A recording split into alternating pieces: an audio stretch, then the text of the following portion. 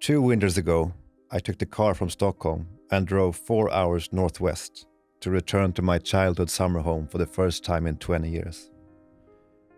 The house has always remained in the family, but I couldn't bear to go there, and now I didn't know what to expect when I arrived. I thought maybe the place would seem foreign after all these years.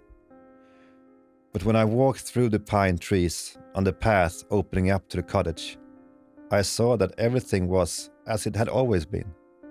It was familiar. These were my woods. I still knew every stone, every thorny passage. And when I made it down to the little path and saw the cottage, my first thought was, where is everyone? Where are my mom and dad? And where are my brothers? The white plastic chairs were still there in the grass, where my mom and dad always sat and sunbathed, and the big rock that my dad used as a side table during those bright June nights. It remained in its place.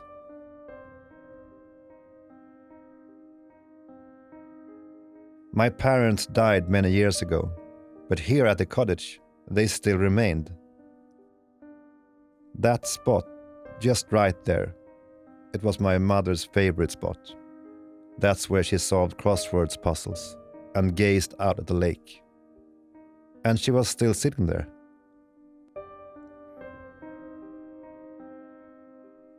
I saw myself also. I saw myself as a child, and I saw my 2 brothers.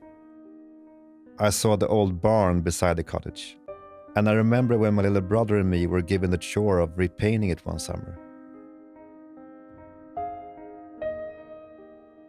I remember my big brother Niklas. We lived every second together on those long summer days. We were as close as any people can be. As I walked that familiar ground, I suddenly felt a strange sorrow. What happened to us 3 brothers? Where did we go? How could the 3 of us, who shared everything, drift so far apart as adults? On the way home, I decided to let a novel spring from that pain. It became a story about 3 brothers who returned to the summer cottage of their childhood in order to seek the answer to a great mystery. What happened that summer, all those years ago?